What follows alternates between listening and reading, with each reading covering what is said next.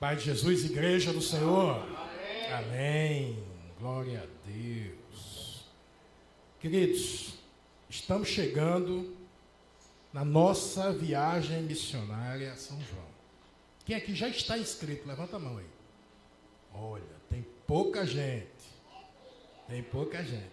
Vocês não sabem, vocês não imaginam como é gostoso.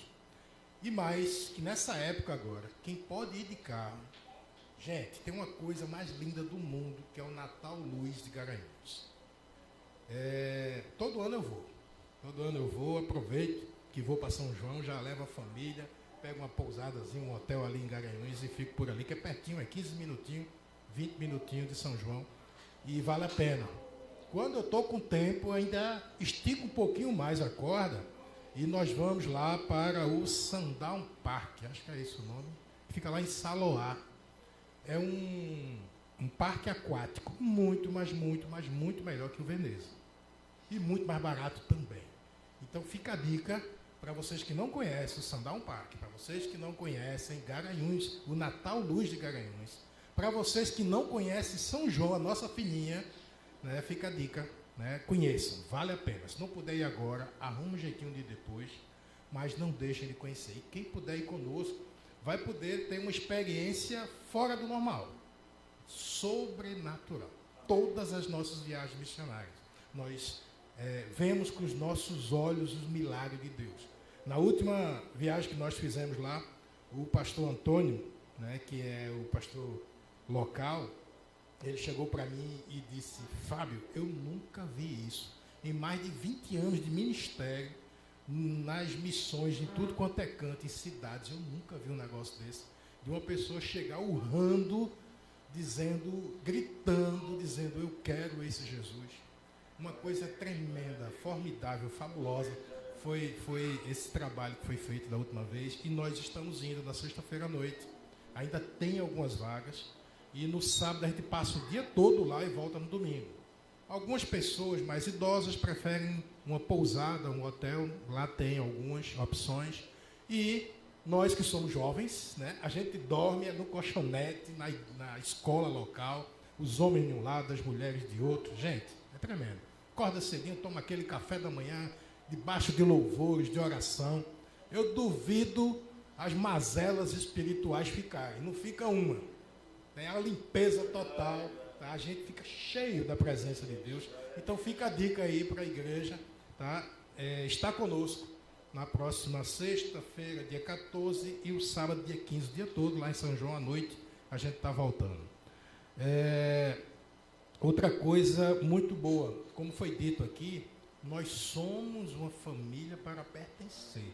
A gente vai falar um pouquinho sobre isso na manhã de hoje. A ceia, né, que estava programada para hoje, ficou para próximo domingo, já que teve a viagem do pastor Jason. A igreja lá da Bahia está fazendo 2 anos, né, e eles estão se alegrando junto. O pastor Marcos Fenelon também foi lá, está junto do Emanuel. Os mais antigos aqui lembram do Emanuel. E tem 2 anos da igreja lá, e a gente está indo lá abençoar aquele trabalho que tem sido realmente impactante. A igreja tem crescido cada vez mais. Sexta-feira eu estive em Camocim de São Félix. Passamos o dia todo por lá, eu, o pastor Marcos Fenelon, o pastor Robson. Nós assumimos mais 353 crianças para cuidar naquela cidade, através da Compassion. Mais um desafio para Ibal. Né? E nós fomos lá, alugamos um espaço. As crianças já estão todas no nosso cadastro lá do CDI Renascer, e estamos ampliando esse trabalho. Então o CDI Renascer hoje já está beirando as 600 crianças e adolescentes sendo cuidadas, sendo transformadas, sendo salvas desse mundo perverso das drogas, da bebedeira, da prostituição. Então a gente prima em dar cursos, treinamentos e falar de Jesus todo o tempo com esse pessoal. Então que nós possamos sempre estar em oração pelos projetos da IBAL, pelos pastores, pelos líderes. E nessa manhã, amados, nós vamos ler a palavra de Deus em Êxodo, no capítulo 6, versículos 6 e 7.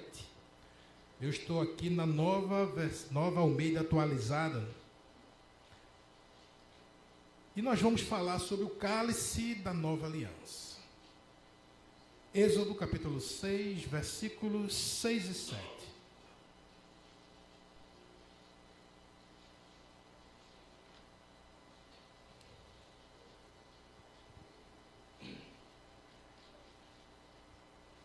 Vamos ler todo mundo junto? Está aí na tela. Portanto, diz aos filhos de Israel: eu sou o Senhor, e vos tirarei de debaixo das cargas dos egípcios, e vos livrarei da servidão, e vos resgatarei com braço estendido e com grandes juízos. E eu vos tomarei por meu povo, e serei vosso Deus, e sabereis que eu sou o Senhor vosso Deus, que vos tiro de debaixo das cargas dos egípcios. Amém. Glória a Deus. Não sei se vocês estão cientes, mas essa situação de escravidão do povo de Deus no Egito, ele simboliza o mundo que nós vivemos. É o povo de Deus escravo do mundo do pecado. E Deus preparou tudo para tirar o povo desse lugar. Isso foi escrito, amados. Os historiadores imaginam aí o século XV antes de Cristo. É 1500 anos antes de Cristo nascer. E falou sobre, e aqui nesse texto, Deus está falando claramente para Moisés que ele tiraria o povo desse trabalho pesado, desse fardo, desse mundo de pecado. Eles deixariam de ser escravos. E eu destaco aqui 3 coisas que a gente vai falar nessa manhã. A primeira delas é que nós lemos: vou tirá-los dos trabalhos pesados.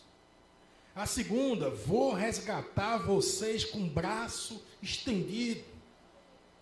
E a terceira: os tomarei por meu povo e serei o seu Deus. Aleluia. E quando a gente começa a falar sobre o que está aqui no Êxodo, que é um livro muito interessante que fala desse período, né? O Êxodo significa passagem. É quando o povo passou da escravidão para a verdadeira liberdade em Deus, para o reino de Deus. E que depois que eles saíram do Egito, eles resolveram celebrar e criaram a Páscoa. A Páscoa significa passagem. É a lembrança do povo que era escravo e se tornou livre. Hebreus, no capítulo 8, no versículo de 7 a 10, nós temos nas Escrituras Sagradas alguns ensinamentos tremendos sobre isso. E nós vamos aprender um pouco nessa manhã. Hebreus capítulo 8, versículo de 7 a 10 diz assim: porque se aquela primeira aliança tivesse sido sem defeito, de maneira alguma estaria sendo buscado lugar para uma segunda aliança. E de fato, repreendendo-os, diz: eis aí vem dias, diz o Senhor, e formarei nova aliança com a casa de Israel, com a casa de Judá, não segundo a aliança que fiz com seus pais no dia em que os tomei pela mão para os tirar da terra do Egito, pois eles não continuaram na minha aliança.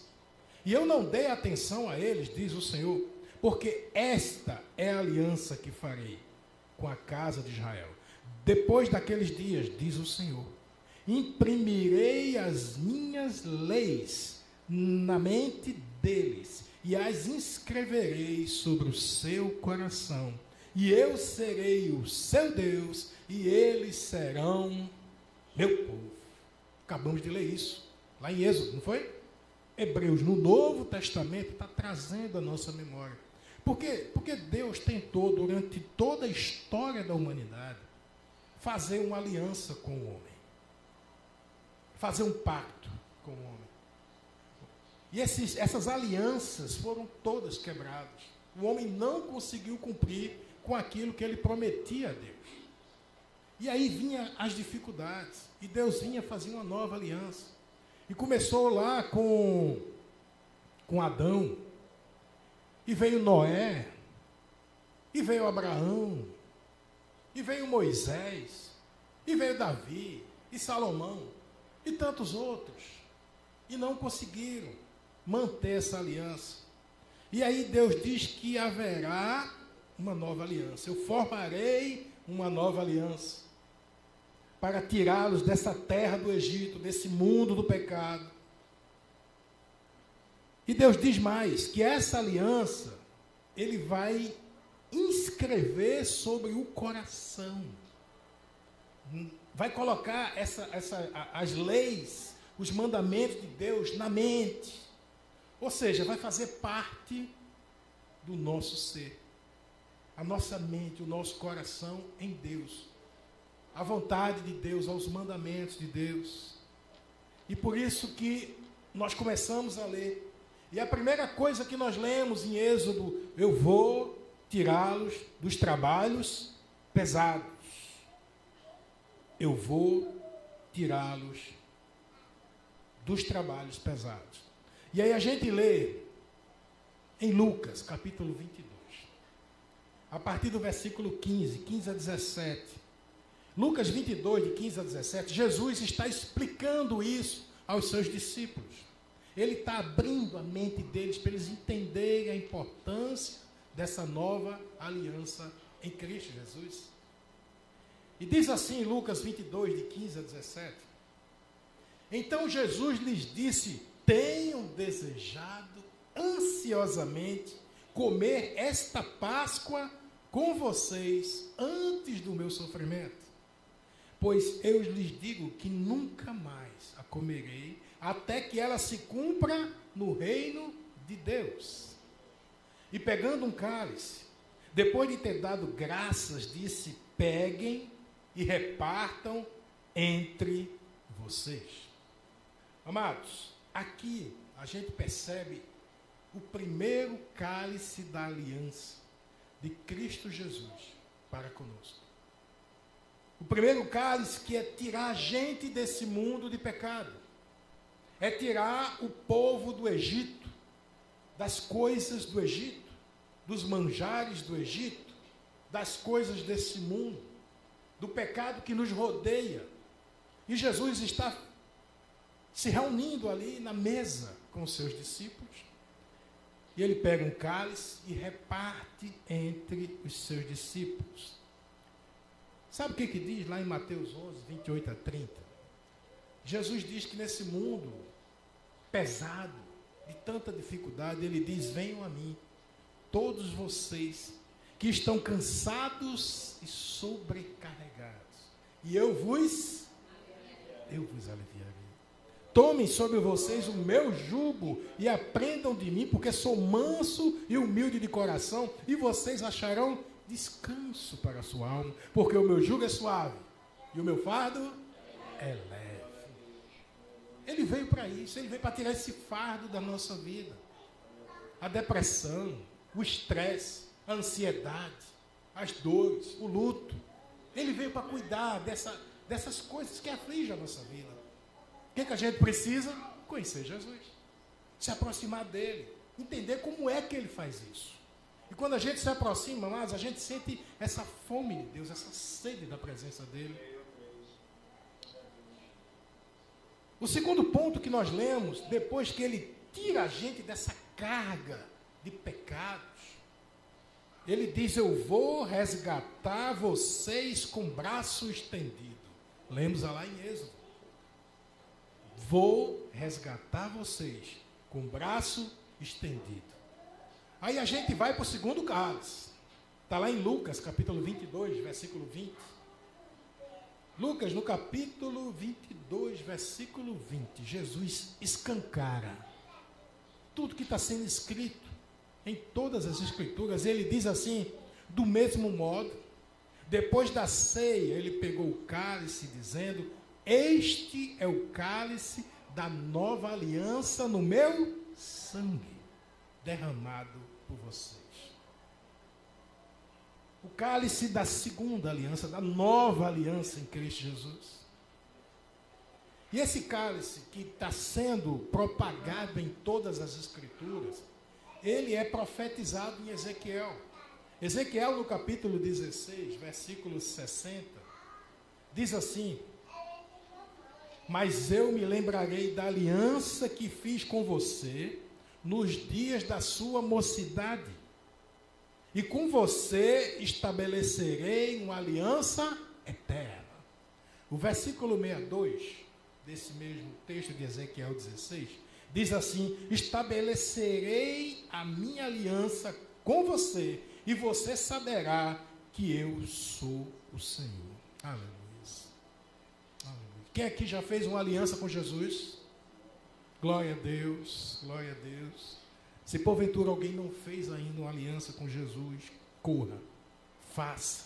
Não tem lugar melhor para vivermos do que debaixo dessa graça, desse amor, desse cuidado de um Pai tão poderoso, tão grandioso, que pode todas as coisas.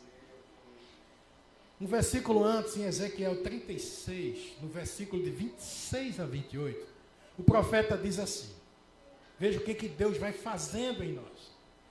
Eu lhes darei um coração novo, e porei dentro de vocês um espírito novo. Tirarei de vocês o coração de pedra, e darei um coração de carne. Porei dentro de vocês o meu espírito. Farei com que andem nos meus estatutos, guardem e observem os meus juízos. Vocês habitarão na terra que eu dei aos seus pais. E aí ele repete: vocês serão meu povo, e eu serei o seu Deus. Veja, parece até que a gente está lendo o descritivo de um texto só, né? E a gente está lá em Êxodo, a gente vai lá para Hebreus, a gente chega aqui em Ezequiel, em Joel também. Em Joel, no versículo, capítulo 2, versículo 28 e 29, um texto bem conhecido, que diz assim: que acontecerá depois disso que derramarei o meu espírito sobre toda a humanidade. Os filhos e as filhas de vocês profetizarão, os seus velhos sonharão, os seus jovens terão visões, até sobre os seus servos e sobre as servas derramarei o meu espírito naqueles dias. Sabe por que isso, queridos? Porque ele morreu de braço estendido. Filipenses 2,8 diz que ele se humilhou, tornando-se obediente até a morte, e morte de cruz. Não foi simples, foi sofrido. Atos, no capítulo 5, versículos de 30 a 32, diz assim: o Deus de nossos pais ressuscitou Jesus, a quem vocês mataram, pendurando-o no madeiro. Deus, porém, com a sua mão direita, o exaltou a príncipe e salvador, a fim de conceder a Israel o arrependimento e a remissão de pecados. E nós somos testemunhas desses fatos, nós e o Espírito Santo que Deus deu aos que lhe obedecem. Esse é o nosso Jesus. Ele veio cumprir tudo que estava sendo profetizado a respeito dele. Ele, de braço estendido, nos resgatou. Por isso que o texto de Êxodo diz: vou resgatar vocês com braços estendidos, 1500 anos antes de Jesus nascer. Às vezes a gente não consegue entender a profundidade dos textos bíblicos, quando fala desse sofrimento de Jesus. Tem um texto que eu gosto muito, que o salmista, ele escreve, Salmo 22, no versículo de 12 a 18, é impressionante a descrição do livro de Salmos, que foi escrito. O Salmo começou a ser escrito 1400 anos antes de Jesus nascer. 1400 anos antes de Jesus nascer, os Salmos já começavam a ser escritos. E aí, nesse período, escreveu-se o que está lá no Salmo 22, de 12 a 18. Observe: muitos touros me cercam, fortes touros de Bazã me rodeiam. Touros, chifrudos. Dá para entender no mundo espiritual o que é isso. Contra mim abrem a boca, como faz o leão que despedaça e ruge. Derramei-me como água, e todos os meus ossos se desconjuntaram. O meu coração fez-se como cera, derreteu-se dentro de mim.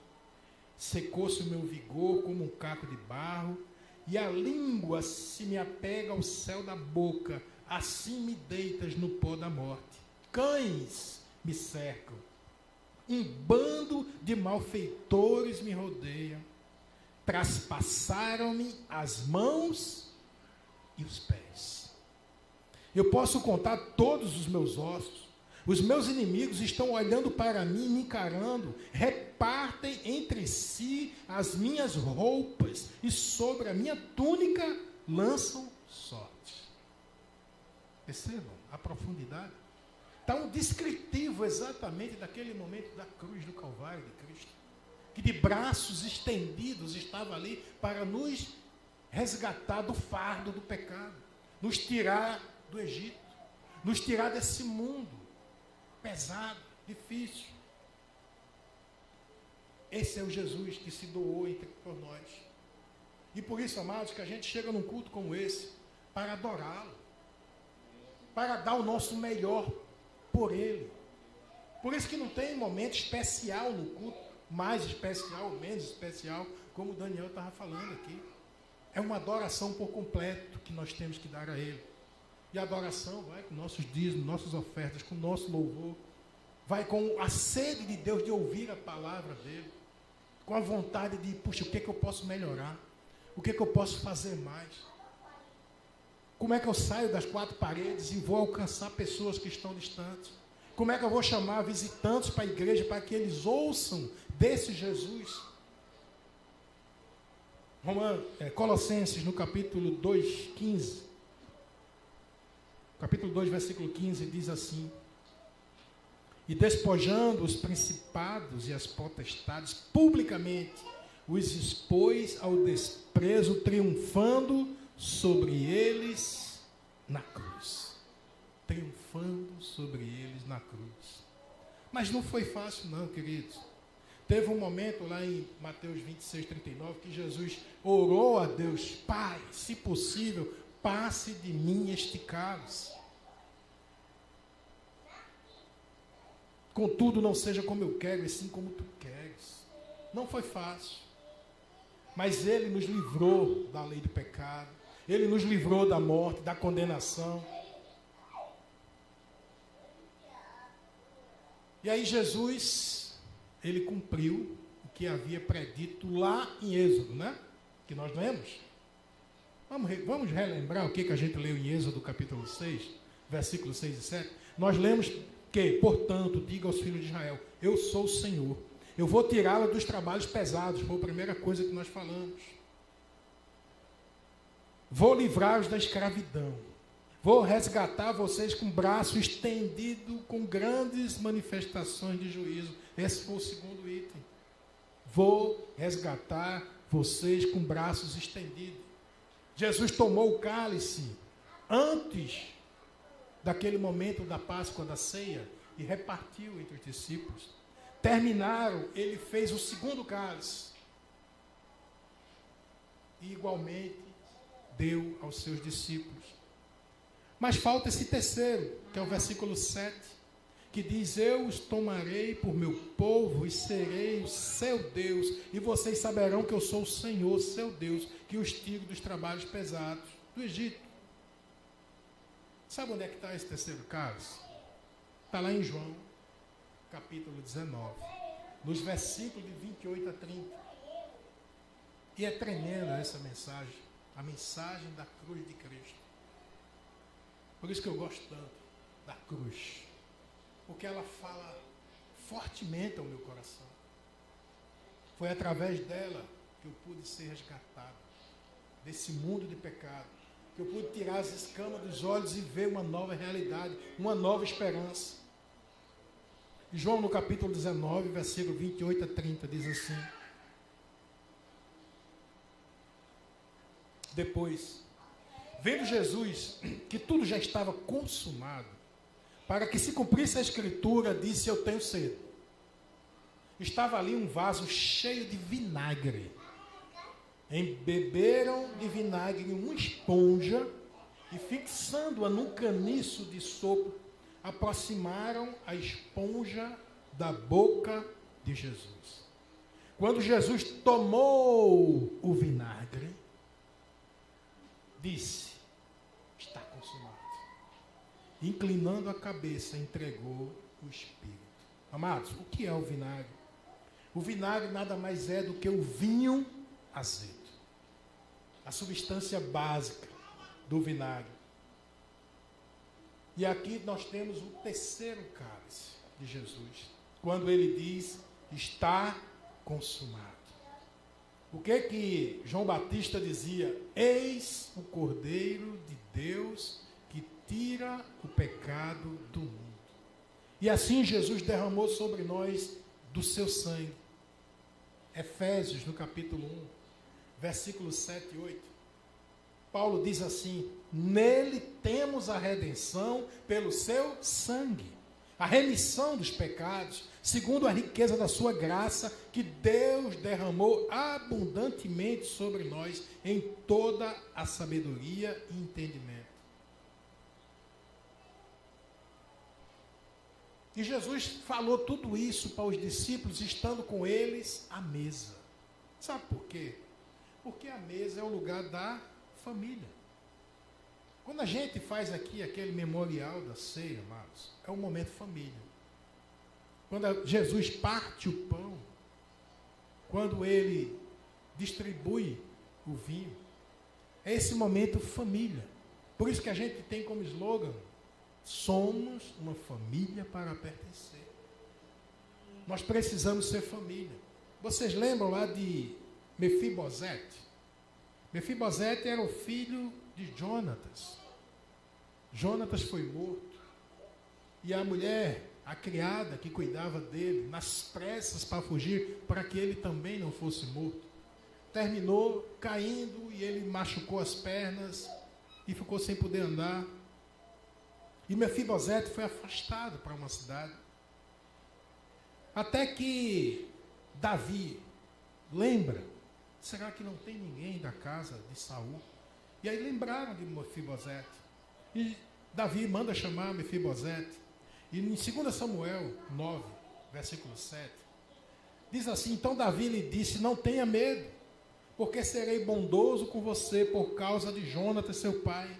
Eu vou restituir a você todas as terras de Saul, seu pai, e você sentará sempre à minha mesa para comer. Ou seja, Mefibosete, para Davi, passou a ser família. Nós somos chamados, queridos, para sermos família. Nós não somos chamados para vir numa igreja num domingo de manhã, num domingo à noite apenas. Nós somos chamados para ser família, para estar junto, para dividir as cargas, para chorar junto, se alegrar junto, comemorar juntos. Somos família. Deus nos fez família. Quando Deus criou o homem, ele disse: façamos o homem à nossa imagem e à nossa semelhança. Porque Deus é família, é Pai, é Filho, é Espírito Santo. E Ele quer que nós também sejamos. Quando Jesus ensinou a oração do Pai Nosso, o que a gente vê na oração do Pai Nosso? Pai nosso que está no céu. Ele não é meu, ele não é seu, ele é nosso. O pão nosso de cada dia nos dai hoje, é tudo nosso. Somos chamados para ser família, a estar no banquete, a estar na mesa. Isaías, no capítulo 25, versículos de 6 a 9, Isaías diz assim: o Senhor dos exércitos dará neste monte um banquete para todos os povos. Aleluia, eu vou estar lá. Será um banquete de carnes suculentas, de vinhos envelhecidos. Carnes suculentas com tutanos, vinhos envelhecidos bem clarificados. Neste monte, ele acabará com o pano que cobre todos os povos, com o véu que está posto sobre todas as nações, tragará a morte para sempre. E assim o Senhor Deus enxugará as lágrimas de todos os rostos, e tirará de toda a terra o vexame do seu povo, porque o Senhor falou. Naquele dia se dirá: eis que este é o nosso Deus, em quem esperávamos, e Ele nos salvará. Este é o Senhor a quem aguardávamos na sua salvação. Exultaremos e nos alegraremos. Glória a Deus. Jesus confirma isso em Mateus 8,11. Ele diz: digo a vocês que muitos virão do Oriente e do Ocidente e tomarão lugar à mesa com Abraão, com Isaac, Jacó no reino dos céus. Nós somos chamados a ser parte dessa família, a estar juntos, filhos amados, filhos de Deus. Quem aqui é filho de Deus? Glória a Deus. Somos filhos de Deus, chamados para viver com Ele eternamente. Gálatas 4, de 4 a 7. Paulo reforça isso, que somos filhos de Deus. E ele diz assim: mas quando chegou a plenitude do tempo, Deus enviou o seu Filho, nascido de mulher, nascido sob a lei, para resgatar os que estavam sob a lei, a fim de que recebêssemos a adoção de filhos. E porque vocês são filhos, Deus enviou o Espírito do seu Filho ao nosso coração. E esse Espírito clama: Abba, Pai, Paizinho, eu sou filho. Assim você já não é mais escravo, porém, filho. E sendo filho, também é herdeiro por Deus. Aleluia. Isso me faz lembrar aquele momento que Jesus ressuscitou e ele estava caminhando com alguns homens na cidade de Emaús, no caminho de Emaús. E aqueles homens estavam tristes porque o Salvador, o Redentor, o Messias havia morrido. Disse: puxa, mas todo mundo pensava que ele iria libertar o povo de Israel, mas ele morreu. Aí Jesus começou a abrir isso aqui que a gente está abrindo, né? A caixinha das Escrituras Sagradas.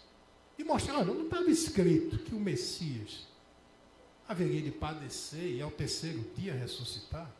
E Jesus vai mostrando e vai falando, mas mesmo assim não foi suficiente para que a revelação de Deus chegasse àqueles homens. Sabe quando é que chegou? Quando Jesus foi para a casa deles, sentou à mesa com eles, um olhando no olhar do outro, um coração pulsando na frente do outro. Naquela mesa onde normalmente, fica ali, mesmo uma mesa quadrada, o pessoal fica ao redor, como se fosse uma aliança. E Jesus estava ali sim, ele parte o pão. E quando ele dá graças, aí os olhos se abrem. A revelação chega, porque aquele que senta à mesa com Deus, ele recebe a revelação que vem de Deus. É necessário ser família. É necessária essa comunhão com Ele, para que você entenda as adversidades da vida que você passa. Essa vida, amados, é um processo. Nós temos um processo a caminhar. Cada dia tem um aprendizado. Cada dia Deus nos dá a oportunidade de servir a Ele e ao nosso próximo. E é naquele momento que Deus abre os olhos e os discípulos percebem que era Jesus.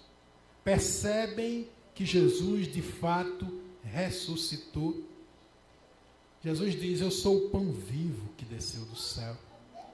Pão vivo que desceu do céu. Ele veio para nos alimentar a alma, o espírito. Ele veio para nos preencher, para não nos deixar com fome. Ele veio para nos preencher como um todo. Quando a gente está longe do caminho do Senhor, a gente fica tentando preencher um vazio na alma.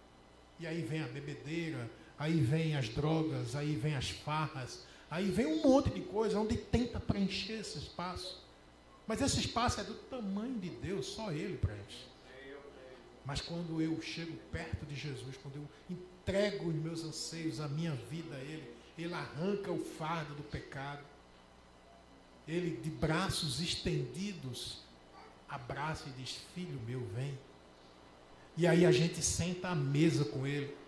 E nós passamos a ser o povo de Deus. Filho amado. Comunhão com Ele. 1 Pedro 2,9, para encerrar. E fechar com chave de ouro esse entendimento. E que nós somos filhos amados de Deus. Somos uma família para pertencer. Não uma família da Ibal, mas a família do reino de Deus. 1 Pedro 2,9. Vamos ler todos juntos?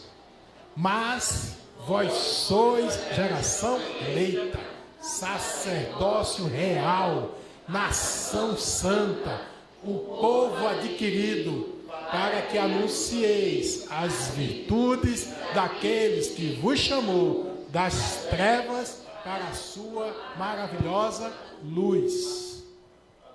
Glória a Deus. Povo adquirido, povo exclusivo de Deus, para anunciar as grandezas daquele que o chamou do peso do pecado, das trevas do mundo do Egito, para a sua maravilhosa luz. Esse é o bom pastor que prepara uma mesa na presença dos meus inimigos. Esse é o nosso Deus. E nós somos chamados, amados, para comemorar. Comer, morar. Nós somos chamados para nos alegrar na presença de Deus. Nós somos chamados para entregar diante dele todo o nosso ser, toda a nossa vida, todos os nossos anseios.